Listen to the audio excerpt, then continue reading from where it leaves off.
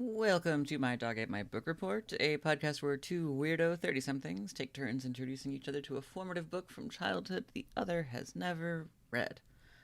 I am Wren, they, them, and I have extremely boring brown hair, and I think I blame this book for why I had such a complex about it. And I'm Brandon, he, him, and I also have boring brown hair, but I never really thought about it that much. I would say that you have black hair. Mm, that's what I usually would say as a kid, but I was corrected on it a number of times because it's apparently dark brown. Regardless, we both dye it, so joke's on the world. Yeah. Haha. Yeah, what would Aunt Polly say about that? Wait, which one was that? I think that's the one that. Oh, the one that was like blonde hair is better. I don't remember. There was a lot of stuff about like hair superiority in this book. So, once upon a time in 1871, a little girl named Laura and her family live in a remote wooded area of Wisconsin. Over the span of a year, the readers learn all about the lifestyle of the romanticized, self sufficient white people who pull themselves up by their bootstraps and love their guns. There's also a lot of candy and cheese. Welcome to Little House in the Big Woods by Laura Ingalls Wilder. Sort of. Dun dun dun dun. Wait, I'm pretty sure she exists though. She does, but is the book by her? Dun dun dun dun. Oh dear.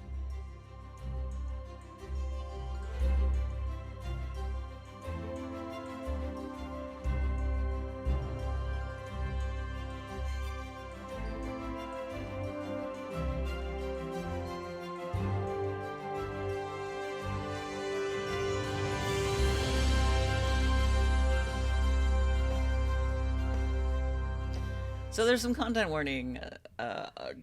Obviously, I mean, who doesn't know that there's problematic stuff in these books?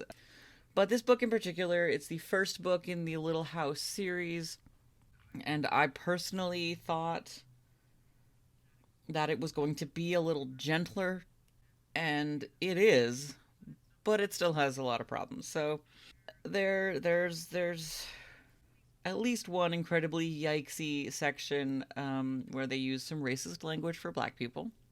There's a couple incidents of corporal punishment, which, can just be kind of upsetting. A horse gets injured.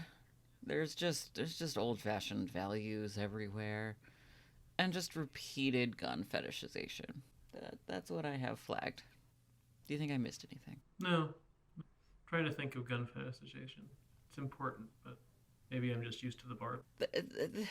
I lost count of how many times they talked about how they were so glad that they had guns. And it was just like beating us over the head with Yeah, it. I guess. I mean, Much like they. So, gosh, my relationship with these books is so complicated. Let's start from the beginning, shall we? yeah. So, my mother had the big yellow boxed set of the entire Little House series. So, I don't remember when I read it first, but I know I was very young, and that there were books in the series that I read over and over and over again frequently. This one was not one of the ones that I reread as often because I think it didn't have as much of the stuff that like really interested me about the rest of the series in it. For example, like later on they build a house on the bank of a river and it goes into detail about like how they built the house and like the sod roof that it has and how it's like basically hidden in the ground. That book was, I think, the one that I read the most often just because I was so fascinated by this house in the ground. This was before I'd ever read Lord of the Rings, so I was already like pre ready to be obsessed with the Hobbit houses at that point because of the Plum Creek book. I think it was the third one, maybe. I don't remember, but yeah, I know I read them again in undergrad because I wrote a probably kind of embarrassing if I went back to reread it essay on the technology of this time period which this book only really briefly touches upon. There's a bunch of talk about like newfangled farming equipment at the end of it, but in subsequent books, there's a big to do about the advent of sewing machines and how that changes their lifestyles. And so I wrote a big essay about this time period and how technological advances were changing their lifestyles. And I thought I was like the smartest shit. So I think that was the last time I reread them, which was 15 years ago. So that's my perspective on this whole thing. But I this is the first one in the series, so I thought that it fit to do this book as this one, because I do know that you said that you'd read one of the books in the series before. But this is the first book in the series, and it's before they start.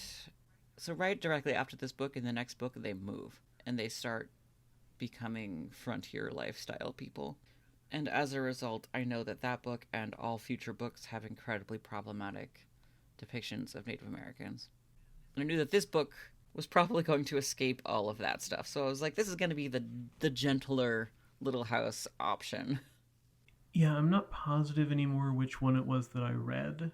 I was assigned one at some point in school. It was, in my memory, it's probably Little House on the Prairie, the one that's actually called that, right? There is one that's actually called that, right? Because although I don't really remember anything that happens in it specifically, I do remember there being more stuff about there being other people around and things. There's, a brief episode in this book where they go to town, but I feel like that was not what I was remembering. Yeah, they're pretty isolated in this book. And I remember the fact that I was assigned that book being the reason why I knew that Little House on the Prairie is not the first book in the series, because I thought it was weird that they had assigned us a book that was like not the first in this, which I hadn't known until I was reading it and like maybe saw in the copy I had or something. Like they sometimes have just inside the book or something that's like, read the Little House on the Prairie series, and it like lists all of them. Yeah, I feel like obviously the series goes in chronological order because she's the youngest in this, and then they move and they start being frontier people. I do find it very interesting that they set up this whole like perfect, idealistic, remote woods lifestyle, and then at the very beginning of the next book, they're like, we were unhappy with this lifestyle, so we moved. If I remember correctly, there's like too many settlers that come to this part of the forest, and so they decide to move because they like being alone, isolated. Yeah, that makes sense. But also, I do know from doing a lot of like looking into this that because this book series was aimed towards younger readers, they definitely glommed over important adult things and negative stuff. Well, I was expecting with the meta knowledge of it being just the first book in a series, and that I knew the series involved at some point moving at least once. I was expecting this book to be kind of the inciting incident for that, and for this book to build to now we have to move, or now we're gonna move, and that being kind of like the thrust of this book's arc, which it isn't. It ends super abruptly. This book is really just a year in the life of this little family, and it's all perfect and wonderful. Yeah. It's very standalone. So there's the mother and the father, and they have 3 daughters, and they live in a tiny log cabin in a very isolated wooded section of Wisconsin. It's like super western Wisconsin. I pulled up a map. Yeah. It's actually pretty close to you. Yeah, that I did note it because they eventually, the town they go to, Pepin, yes, is right on the border. It's a little bit south of, I'm in the Twin Cities, for anybody who is unclear. I live in St. Paul, which is not very far from the border between Minnesota and Wisconsin. So Pepin is a little ways south of me, but in the grand scheme of things, not very far. I've never been there, though. But yeah, they make a big to-do about, like, having to hitch up the wagon and take, many, many, many hours to get to the nearest town, which in itself seems like a pretty small town. It's like one store and a bunch of houses, and they're all like, it's so Yeah. big and scary. And I'm like sitting here in my apartment in Boston, like, oh, weird. Um, yeah, I. But Laura is the middle child. Her older sister is Mary. Her little sister is barely mentioned, whose name is Carrie. Um, she's just kind of a lump of baby that doesn't interact with the world much at this point because she can't talk or do anything. So she's irrelevant for the most part. Um, but Laura is kind of like a. I'm also basing this assessment on future books, but she's a slightly feistier girl who doesn't really want to be quiet and behave and wants to run around barefoot. And uh, I remember as a kid really glomming on to like her thoughts on why do I have to behave? Why do I have to just sit still and quiet on Sunday? Like why am I treated like this? And I do remember just really not liking the way that this society treated children Yeah. and being just so thankful that my parents were not like that. But as people who maybe have listened to other episodes of this podcast will probably say, oh yes, this makes sense. The stuff that I really glommed onto was, how they preserved food and, and that sort of thing. Like, because there's chapters that just go into like detail about, how they slaughter this pig and how they use all of the parts of it, how they make maple sugar, how they do all this other, you know, survival-y stuff. Yeah. And so that was the stuff that I was just really like eating up a ton of when Because I was younger. it's about food. Oh, because it's food. Oh, gosh. Yeah, from a historical perspective, that stuff did kind of interest me. I wasn't sure what the book was really going to be about going in, and now that I've read it, I'm not sure what it's about. Still, but Yes. it feels to me, if I had to describe what this book is, it feels to me it's a historical textbook that's given a narrative gloss to make it easier to get children's to read it. Children's. To make it easier to get children No, to read it. we're leaving Yeah, it in. No, We're leave leaving it in. Because Them children. because if you give a children a book and it's a book that's like how to make butter, how to make maple syrup, how to reap your wheat crop and stuff, how to make fun of a small boy for getting stung by hundreds of bees. Yeah. How to do all of these other things, how to sew some stuff, how to do other manual labor that you might need to do if you live in like the mid to late 19th century in the woods. Then they're going to be like, I don't want to read all of this stuff. But if you give them a book and it's like, Laura was there and she liked summer, and then at that point you just add the rest of the chapter, which is about Pa doing the thing, and then you've taught the children. Well, the thing is, you haven't really taught them because none of it actually gave you enough instructional material to do any of the things that it's talking about. You set the children up to fail miserably when they grow up and inevitably believe they know what they're doing, and so they go to live in a cabin in the woods by themselves.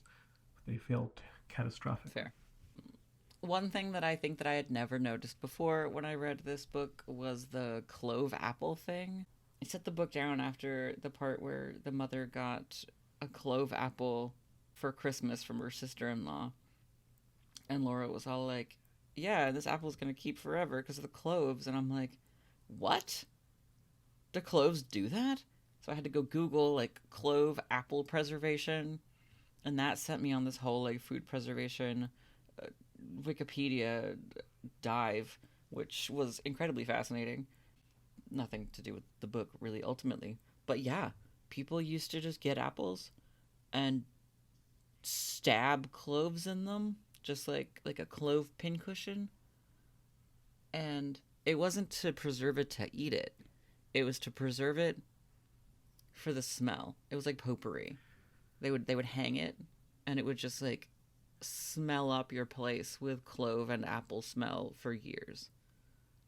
Yeah, that was one of the things that I didn't really have any context for what they were talking about, and I did spend a little time in the book trying to just through context clues determine if it was for eating or for smelling. And I ultimately was pretty sure it was for smelling, it seemed, which makes more sense. Yeah, after I had already done that Wikipedia dive, several chapters later, they revisit the idea of the clove apple being something that is used for making her grandmother's sewing room smell better. And I was like, ha, at that point. So that was a neat little factoid I learned.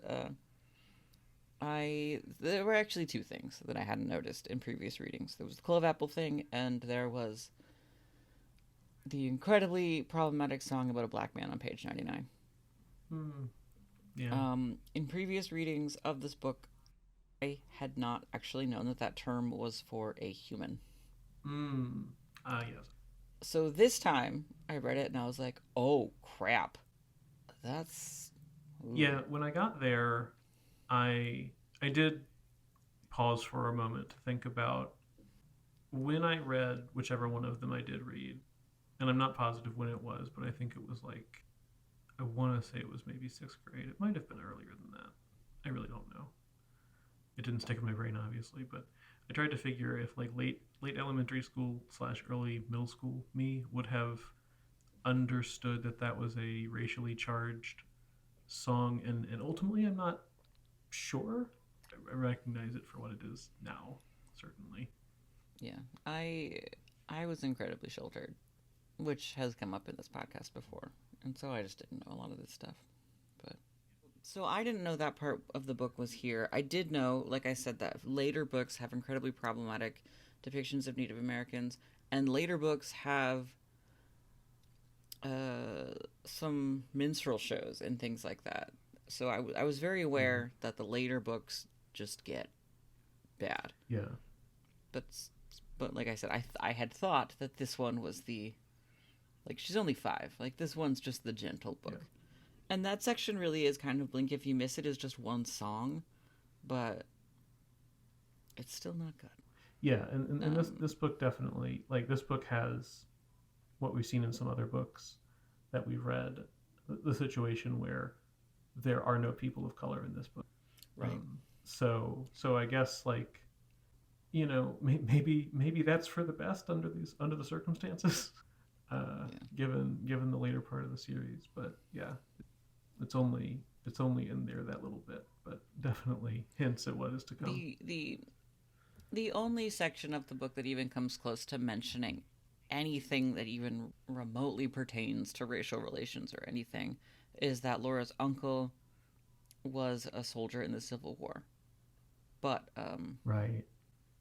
and is like very proud to be wearing his uniform around the house.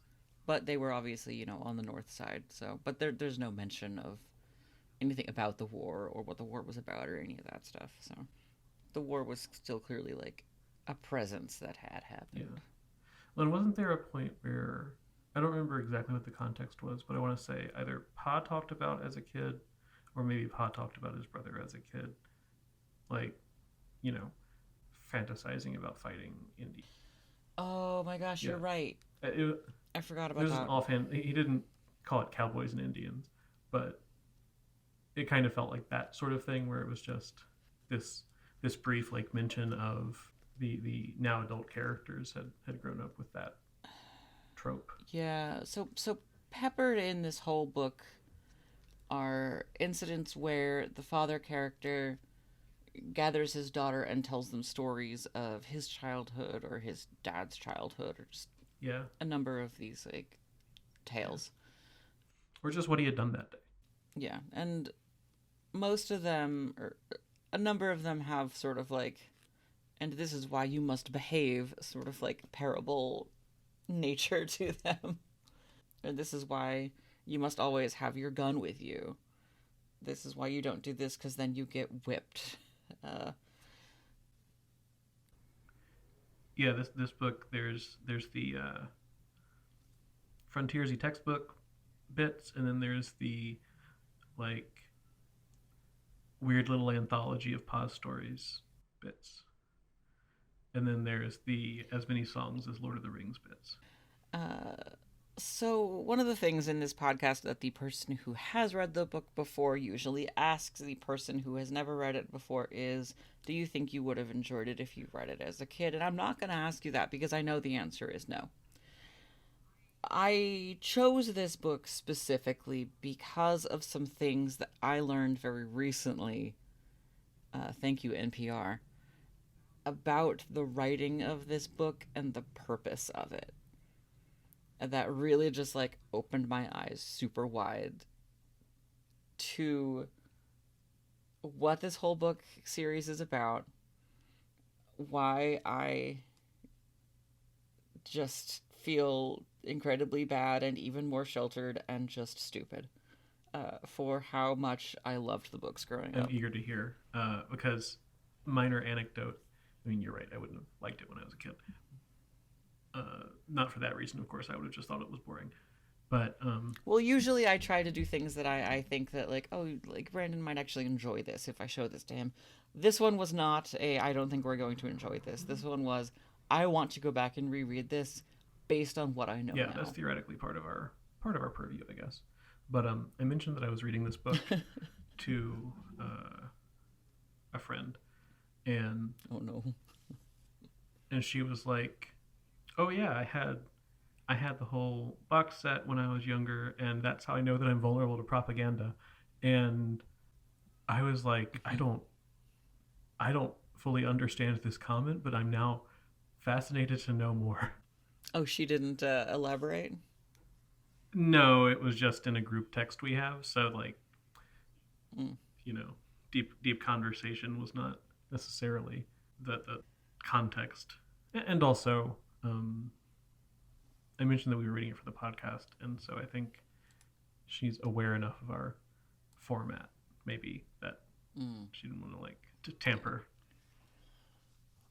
So I don't want to hang it all over your head too long because we can continue talking about it, I think, more with the lens that I'm about to give you, because this is the whole reason I wanted to read it.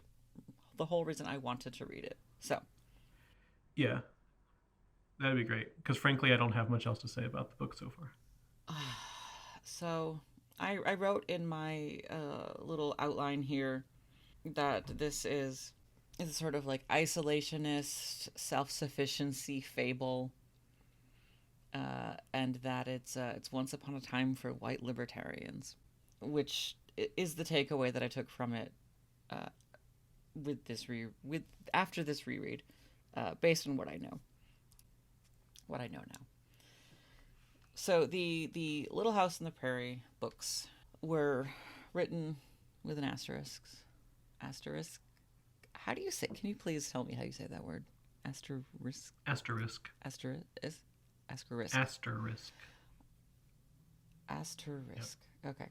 Well, so the Little House in the blah blah blah series began in 1932. Was written by Laura Ingalls Wilder, with an asterisk, and comprised of 8.5 sort of books, 9 technically. It's all very complicated. It's a complicated publishing history here. The entire Little House everything was written based on main character and author's journals and diaries from her life growing up, starting in Wisconsin, and I feel like ending in Missouri. There was a lot of time in the Dakotas. There's just a lot of like frontier exploration stuff that happens. But ultimately, it came out much more recently. The books were actually really written by her daughter. And I don't know how much you know about libertarianism. A bit. But there are 3 women that are credited as being the mothers of libertarianism. One of whom is Rose Wilder Lane, which is Laura Ingalls Wilder's daughter, who convinced her mother to write these books. And so her mother started writing these books, and then they went through a lengthy editing and rewriting process by the daughter, who I'm trying to find the name of the organization. Um, okay, I can't find the name of the organization, but regardless. So Rose Wilder, Laura Ingalls Wilder's daughter, along with Ayn Rand and Isabel Patterson, are known as the mothers of libertarianism. And the entire Little House series is a giant propaganda piece to propose the merits of, independent exceptionalism and how things just go badly if the government interferes with people. They actually published the first book in the series, apparently as a response to Franklin D. Roosevelt being elected, and they opposed very strongly to everything about the New Deal and everything that he was doing. And so basically the books all coincide with putting forth ideals that directly oppose, at the time, Roosevelt's policies and values. Uh, and they were incredibly popular because they just put forth this fantasy world where if you are just a hardworking, self-sufficient, responsible person, then you can just live this free and independent and really happy lifestyle without the government coming and giving you handouts and interfering with everything. And in future books, the government is kind of the bad guy. They get screwed over by the government in a bunch of situations where they, if I remember correctly, there's one where they go and they settle on some land based on some government promise. If you settle somewhere and you build it up for long enough, then the land is yours. Right, homesteading. Yes, but then the government comes in and says screw you and kicks them all out, and they have to move on again. And I just never noticed any of this stuff reading it as a child. As a result, everything bad is really glommed over in these books. Apparently, during the time period that Little House in the Big Woods happened, the mother had a baby and it died just because they were constantly really poor, always really struggling. They move around a lot because they just aren't able to be self-sufficient, and they're constantly seeking out a better life for themselves and failing at it. And apparently Laura Ingalls was going just completely broke because their farm failed for the umpteenth time, and these books are the only thing that actually pulled her out of complete poverty. So they're a lie. I took a couple of really interesting quotes, and I'll credit these people in the show notes, but one of the articles that I read about it was talking about how Little House and Walden are both these fictional pieces of bullshit that put forth this life of independent isolation that are just all fake. And they write, the second thing Little House shares with Walden is that it's all bullshit.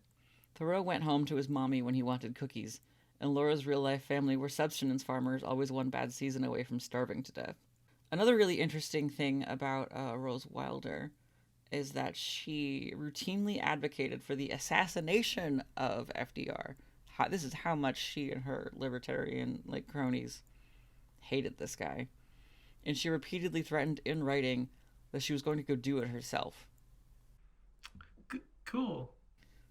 So the whole story of this is just this woman forcing her mother to write a book and then her super editing it so that she can continue selling this fairy tale life of libertarianism. And so I heard this story on NPR, and I just desperately wanted to go back and reread them just based on this whole light. And I am just fascinated by this. But like your friend, I heard that and I was just wow, yeah, I'm incredibly gullible. I'm incredibly susceptible to propaganda. I mean, children usually are, to be fair. That is right. I read a lot of stuff, and we've talked about some of this as we've done some of the books I've picked. There's always messages that you can take from the things you're reading, and when you encounter those things as a kid, you don't always actually understand that.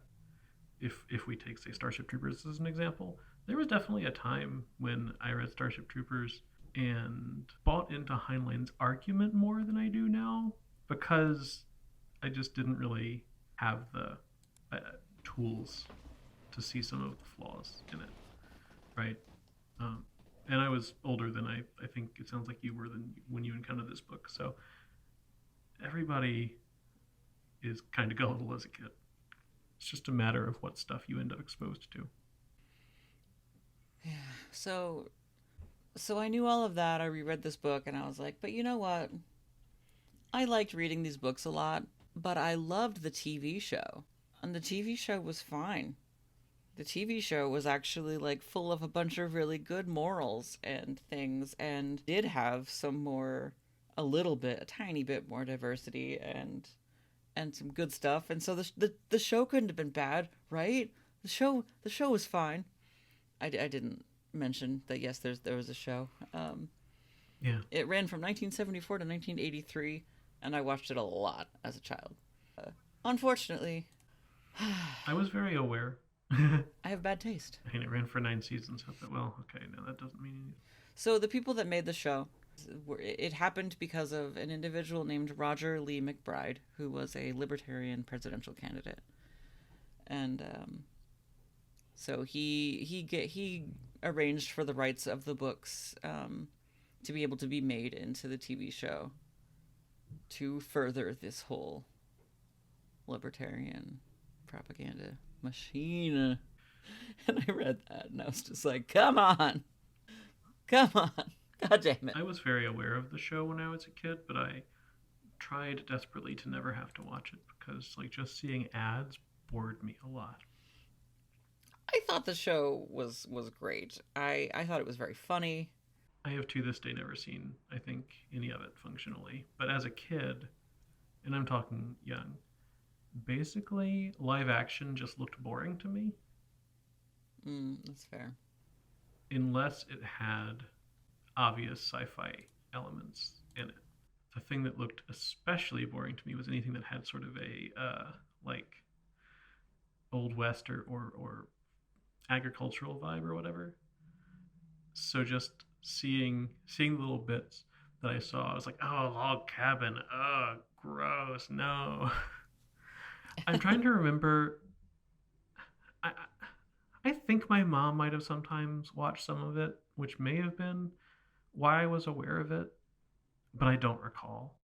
So the TV show, what I think it does is I think that it takes the setting of like the next book and mushes it in with this book, because like this is the house I think they live in the TV series, but they don't move. They just stay there and they live in this nice little town, and there isn't a prairie.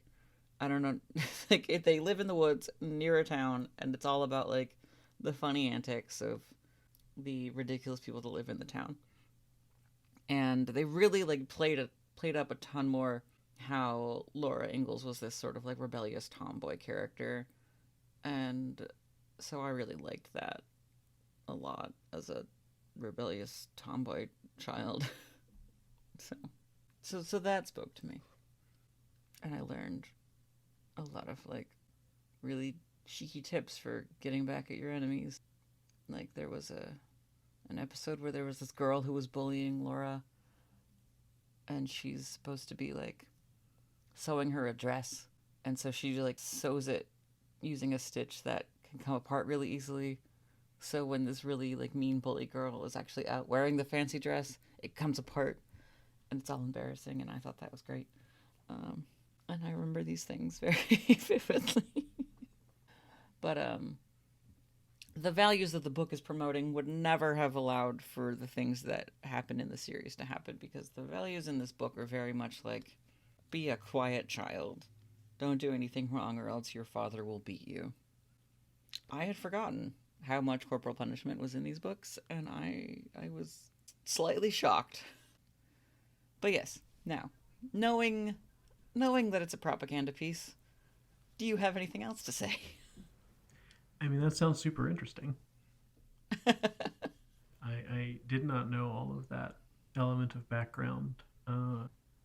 My knowledge of these books began and ended at their semi-autobiographical, but that's about all I knew. Yeah, wow.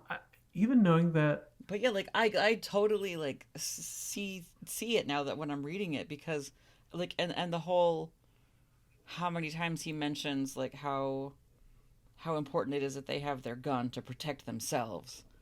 And I'm just like, yeah, I see it. Yeah, okay. yeah, I don't know. Like, I didn't necessarily get those vibes at the time, though I definitely imagine they're much uh, more pronounced in the later books because Yeah. there's so little like strife in this book. Because like the times that the gun is brought up as being a good thing, it's always in relation to bears and panthers. Dangerous wild animals. So that's part of why I was like, that's probably why I didn't find the role of guns to be something that like raised a red flag for me in terms of having an agenda, because it kind of tracked to me that like if you live in a place where you might just meet a bear sometimes, then having a gun probably is kind of important. And there was never a time where they were talking about gotta have a gun in case like you know Native Americans come or something. It was never, as far as I remember, talked about in the sense of like using it against other humans. And likewise, like I kind of expected, as I was reading the book, as I said earlier, I kind of expected to eventually get a point where it kind of turns into a story instead of like an account of how life was. And when I got to the point where they have the thresher visit, the thresher machine, Mm-hmm. I was like, oh, here it is. The way that this is going to happen is we've spent this whole book talking about how they live, and now here's some modernization is going to show up, and maybe Laura will be impressed because like the chapter name is like the Wonderful Machine or something. So even when it arrives, you're like, well, okay, the book has primed me to expect that at least Laura as our protagonist is probably going to find it kind of incredible or neat. But I was like, okay, this machine's going to come in. It's going to do a lot of this stuff real fast. Laura's going to be like, wow, that's that's really cool. I've never seen a machine. And Pa's going to be like, well, that machine is bad or something. And tell her why like modernization is a threat to their livelihood, or how modernization is going to make the way that they live worse, right? But that's not what happens. Pa's like, the machine's pretty great. We're always going to use the machine. And then like the next chapter is the end of the book. So yeah, like it's interesting to think about in that context, because I don't think I even now I can't think of that many times in this book that I felt like the depiction of things tipped to where I would necessarily call it propaganda. It's very good. But yeah, I mean, at what it's yeah. So I doing. don't know if that's because it's working or not.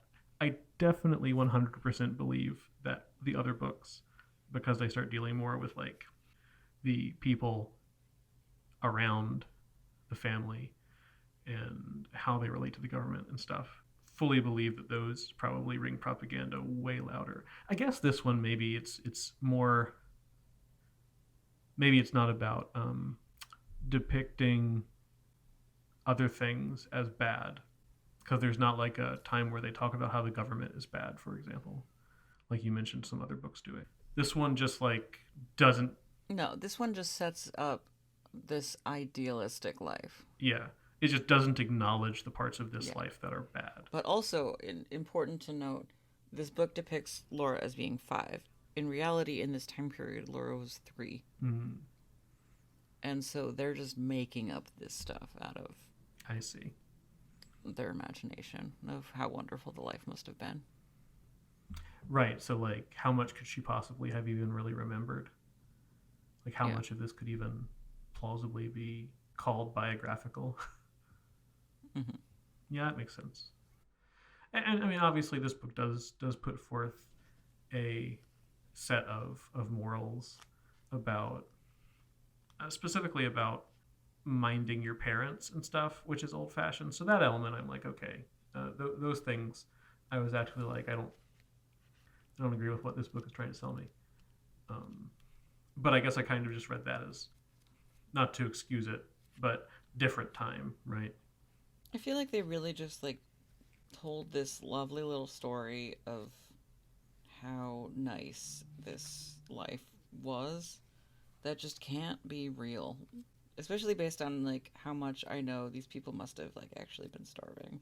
Yeah, there was never really any hard times for the family. Um, they just kind of were already established. You know, the book begins when they've lived there for some amount of time. So there's not a part where they have to like build the house or set up their livestock or crops or whatever from scratch. Like all of that stuff is already done, and Pa just goes and does it every day. Yeah. And I think that's why some of the further books are more fascinating. Were more fascinating to me Yeah, because they do talk about building houses and planting crops, and there are hardships that are depicted in future yeah, books like crop failings and things like that, which I just found really interesting. yeah. This one, there was a lot of food in this one. I remember Just the descriptions the of food. pig butchering scene as just being like more like the biggest thing that I remembered because it was the first time I ever encountered the concept of head cheese and how much of the pig that they used and the log they make to smoke everything. And I just remember thinking all of that stuff was just endlessly fascinating. But how do you survive without refrigeration? So, Yeah, it does present a lot of like solutions to problems. In that it but talks about I, what Pa does to stave off things like spoilage or to make sure that the house stays warm in the winter. But they don't actually face those problems, basically. so like realizing what the intent was behind this book when I read it this time, all I could think about was I really feel like this sort of lifestyle, this like we are white and self-sufficient in the woods with our gun, is like it feels very MAGA to me in terms of like this is what they want to go back to. They want to go back to like people being docile and like women's place in the kitchen and children are seen and not heard. And I was like, this is what conservative people want. And it does a very good job of making it seem like it's viable and appealing and happy. Yeah, if you take this as an accurate depiction of things, then yeah, that sounds like just a thing you could probably go do and be fine. So definitely in that context, it can do that. I guess maybe I am.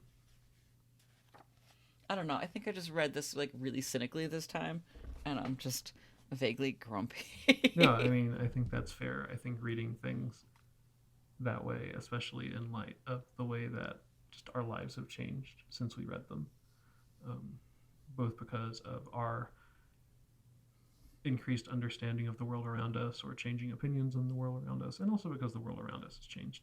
This is definitely a thing that's fair to look at cynically. I I don't know. I was never taken by this kind of thing because everything that it talks about being all nice and stuff just sounds like agony to me. I'm like living in like a one room house with my family and nobody else around. Oh my god. No. Doing nothing but like securing food every day? No. No. Or or in the case of the girls, just having to like sew all day with your mom, and even if you don't have to sew all day with your mom today, all you've got to play with is one doll. That it all just sounds. Hey, she had a doll. She also had a corn cob Okay, yeah. wrapped in a Yeah. shirt to be another doll. You're correct. I reduced her plaything havingness by 50%, which was unfair of me. But all of it sounded as a kid and sounds still to me just like, no thanks, I'll just die. So my discussion question that I had in my brain was, if you had to live in a cabin by yourself somewhere, where would that be? But I feel like now the answer is no, turn that cabin into a coffin because you'd rather be dead. Well, I don't know. Can the cabin be like next to a library or something? No, you're Oh, isolated. does it have Wi-Fi? No. Oh, yeah. I don't know. It's mm, don't know if it's gonna matter all that much. I guess probably somewhere cool at least, because I don't like the heat. Yeah, but is it so cool that you have to like spend your time gathering wood for when it's cold? I mean, you gotta do something, right? There's no Wi-Fi and it's not next to a library, so Doesn't mean you can't own books. I like they don't talk about it, but they might have books. Who knows? I think the mother might have some books. Oh, no, they do yeah, they mention have a that there are Bible. some books that the father has. Oh, no, they have a Bible and the father has like a nature book about Oh, right. Yeah, animals. they have a guide. Yeah. Sorry, I also neglected the presence of the Bible in things that we could do. Um, but I don't think that changes my assessment. I if I found myself living in an isolated cabin with like nothing to do but play with a doll, a corn cob, and a Bible, I might read the Bible once because I've never just read the Bible. So I'd probably read it Mm. once, and then I would let insanity take me. I feel like we've neglected to like really talk a ton about the plot of this book, but There isn't one. again, there isn't really a plot. It's just a bunch of little vignettes about churning butter and how boring life is on Sunday and how the best thing that happens to them is when they get to go pick out fabric to make new Yeah, dresses. there's no inciting incident for any sort of series of events that resolve. There's no real change in characters other than just Laura getting older. Um, we have brief glimpses of the way that Laura is different from her sister in that more rough and tumble sort of way, and the fact that like she slaps Mary at one point and stuff like that. I thought that was Yeah, great, and then it was very quickly followed by her getting beaten for it, yeah, which I was incredibly traumatized by slightly. I was like, this is yeah. awful. But like in those character moments, they don't become like something that she does anything with in a character arc sort of way, right? She's just punished, and then we don't really speak of it again.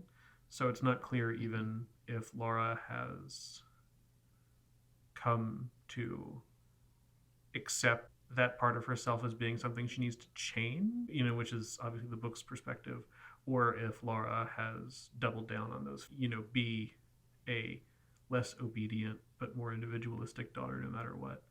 I imagine that might happen a little more as the books go on, but it's not really a thing in this book. It's just a couple of incidents where we get the barest sort of differentiation between Laura and Mary as characters, but it doesn't amount to character arc. It's all just setting stuff up. It's a cute little thing. Honestly, I think the best thing and the thing that I remember the most are the illustrations, The illustrations are pretty good. which were done by Garth Williams, who illustrated Charlotte's Web, A Cricket in Times Square, a number of other Yeah, things. I've said before on this podcast that Garth Williams illustrated like 50% of my childhood. Still true. Um, he's very good. yeah, and Um, definitely now knowing that like this book was, I presume from your background information, written with the intent that it was not standalone makes a lot more sense to me now. Because I did by the end um, wonder like how I wasn't sure what the arrangement was, but if I thought about it in a context of like here is a novel, and it's not necessarily a novel made to be the first of many, because at the time I didn't know whether or not it was. But like if I assume that this was written as a standalone novel that happened to get sequels afterward, does it make any sense? and it kind of doesn't. Because what is it about? So the notion that it is a piece of a larger puzzle that it sounds like was the intention from the beginning makes it make a lot more sense to me. I the edition that I had and the one that I know that I read when I was younger were a revised edition, and I immediately thought back to your Hardy Boys and Nancy Drew revised editions, and so I did a lot of attempted research into what the original version was like, and I could not find anything. Um, I don't imagine that they edited for, making things less racist because that's still there. So I don't know what they revised between 1932 and 1950, whatever, when they re-released it. But Yeah, so somewhere you can find a 1930 something edition of this, which is vaguely different, and I don't know in what way. Wish I did. it could be tricky. I kind of lucked out that both of the Stratmeyer Syndicate novels that we read, I found two separate blogs, basically, where someone had taken it upon themselves to do a blog post that broke down the differences. I don't think the blogs were related to each other, as near as I could tell. It was just very serendipitous that they existed at all. So, yeah, it's tricky. There was no talk of moon rockets or anything, though, so I can't imagine it was to update the slang. So, I guess they weren't necessarily planning for the series' eventual Little House on the Moon, Little House in the Sea of Tranquility. So in my fervor to research the libertarian stuff, I did gloss over a little bit of historical stuff about Laura Ingalls Wilder herself.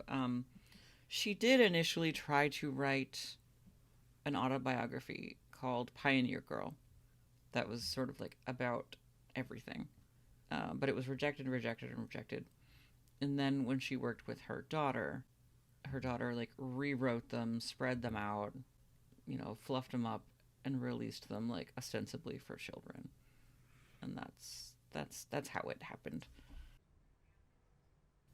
Is there anything I missed that you think we need to talk about before we move on to Peaches? If you ever want to read this book, or if you're just interested in reading a book that describes preparing and enjoying the existence of various kinds of food, this book actually does a pretty decent job at that stuff, which is kind of hard sometimes. As a person who has tried to write scenes with food in it, I am not fantastic at that.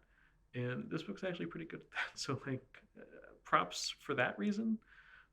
But otherwise, it's not going to give you a story that you get to the end and you feel like you've gone on a journey, or where you feel like there's some thing that ties it up in a bow to give you a satisfying conclusion beyond just being able to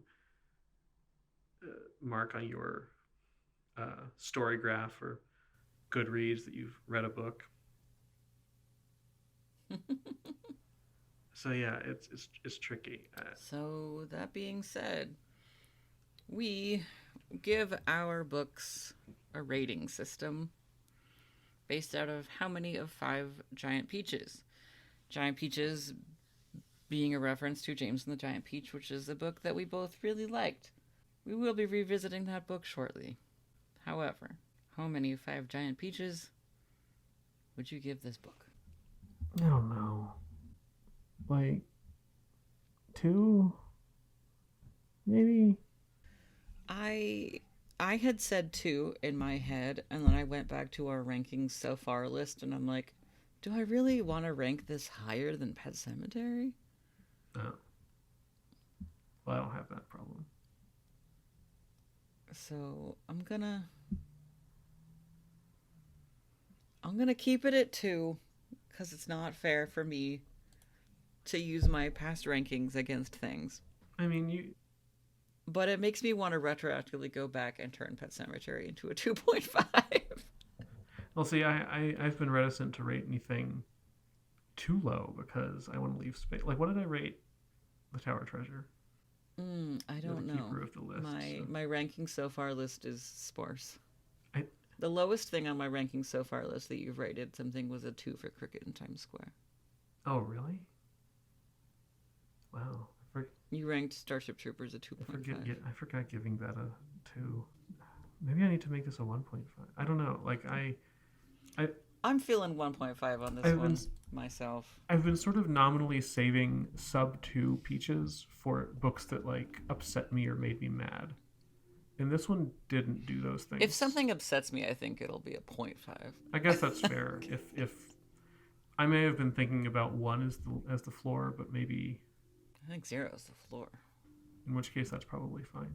Then yeah, I think 1.5 peaches. It has little bits of things that are troubling and offensive in the case of what brief mentions there are of non-white people, and in the depiction of using physical force to discipline your children. But for the most part, it's just dull. I feel like the only thing that's bumping it to a 1.5 for me from a 1 are the illustrations. The illustrations are Garth good. Williams is amazing. I don't want... If I were rating the illustrations separately, they'd get a great deal more peaches. I don't blame that guy for the content of the book, unless he was also like a hardcore libertarian, and I just don't know it. I didn't look, and I don't want to. That's fair. Sometimes it's best that we just don't know. Oh no, now I feel like I need to look up Garth Williams. Please don't be horrible. Where are you? Garth Williams. Early life, career. Oh, he was controversial for interesting reasons. Alright, this is our Garth Williams sub-tweet. No, that's not what it's called. Subisode. Garth Williams. Subisode. Garth Williams is neat. Born in 1912, died in 1996. American artist. He illustrated Stuart Little, Charlotte's Web, the Little House series, a number of things for Winnie the Pooh. Oh no, sorry, I'm quoting that wrong. Stuart Little, Charlotte's Web, Little House. He was quoted as being inspired by Winnie the Pooh and Alice in Wonderland. We already know he did the Cricket in Times Square. He did a number of other things. I scrolled down his Wikipedia page and there's a controversy, but it's interesting. In 1958, he wrote and illustrated a picture book that caused an uproar because it was a wedding of a white rabbit to a black rabbit, and people got mad. But I don't see anything on his Wikipedia page about him being problematic or doing anything political nice. He volunteered with the British Red Cross. Okay, so at a glance, it seems like Garth Williams was the stand-up dude. Awesome. Yay. Glad we cleared that up. Okay, well, he gets like 4 peaches. I've never read any of the Stuart Little stuff. I don't think I have either. So, our next episode is very exciting. It is our 20th episode. And I have decided that we're going to pit 2 Mainers up against the Virginian. So, our editor, Derrick, is going to be joining us. He's also from Maine, so we outnumber you. Sorry, Brandon, not sorry. And we are going to be making you read Lost on a Mountain in Maine. And I am thrilled. Okay, but what do I have to read? You have to read Lost on a Mountain in Maine. Oh, I see. I thought you were going to make me read while lost on a mountain. Oh, if you want to make that happen, you got to fly here, and I'll drop you off somewhere. I'm planning to do my travel plans after this recording, so I guess I can just stay home. I remember nothing about Lost on a Mountain in Maine, except that it was something that we were forced to read in school many times, and that's about to happen. Expect an episode where we do a lot of ribbing each other about the places that we were all born, that none of us now live in, and strong feelings about, I guess, the production so far. 20 frickin' episodes. So, My Dog Ate My Book Report is hosted and produced by Wren and Brandon. That's us. And edited by Derrick Valen and Daisy McNamara and Brandon. Sometimes. The music used in this podcast was licensed by Epidemic Sound. Transcripts were generated by Otter.ai. And our icon image was illustrated by Cindy Lau. Do you have a question or comment or complaint or correction for the team? I was trying to think of more C words. You can find us on our website, which links to all of our socials at dogatemybookreport.blueberry.net or by emailing at dogatemybookreport@gmail.com. We'd be really excited to know what books you loved growing up. If you read this and you have other strong feelings that we did not, elaborate on, anything at all. Yeah, did you, in fact, go live in a little house in some big woods on your own because you were inspired by this book? How did it go? Are you still alive? Are you well fed? Let us know. How did you get our podcast out in the woods? There's no Wi-Fi. Anyway, thanks for listening.